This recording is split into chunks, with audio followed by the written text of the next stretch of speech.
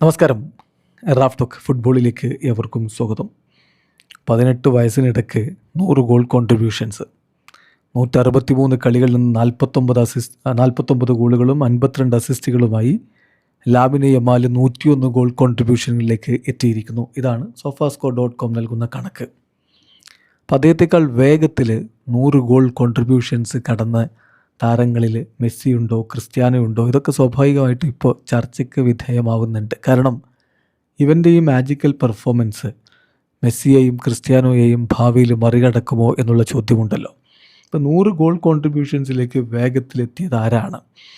മറ്റു ചില കണക്കുകളിൽ 166 കളികളായി ലാമിനെ യമാൽ എന്ന് പറയുന്നുണ്ട്. പക്ഷേ കൃത്യമായിട്ട് sofascore.com പറയുന്നത് 163. അപ്പോൾ അത് തന്നെ നമുക്കെടുക്കാം.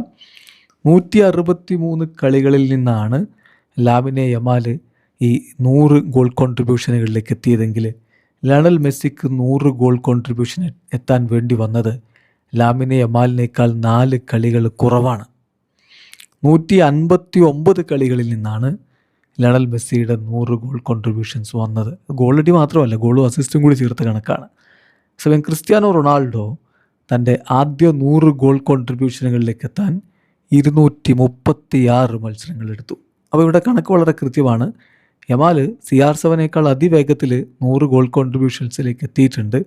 അതേസമയം മെസ്സിയുടെ ഒപ്പത്തിനൊപ്പം എന്ന രൂപത്തിൽ അവനുണ്ട്. അപ്പോൾ ഇവൻ്റെ ഈ പോക്ക് പരിക്കും മറ്റു പ്രശ്നങ്ങളൊന്നുമില്ലാതെ ഇതേ കൺസിസ്റ്റൻസിയിൽ ഇതേ ഫോമിൽ അവൻ തുടർന്നാൽ ഒരു പക്ഷേ ഈ രണ്ട് മഹാരഥന്മാരുണ്ടാക്കിയ ഓളത്തിനും അപ്പുറം ഒരു ഓളത്തിലേക്ക് അവന് പോകാൻ കഴിഞ്ഞേക്കും. പക്ഷേ അതിന് പ്രധാനമായും വേണ്ടത് കൺസിസ്റ്റൻസിയാണ്, ലോങ്ങിവിറ്റിയാണ്.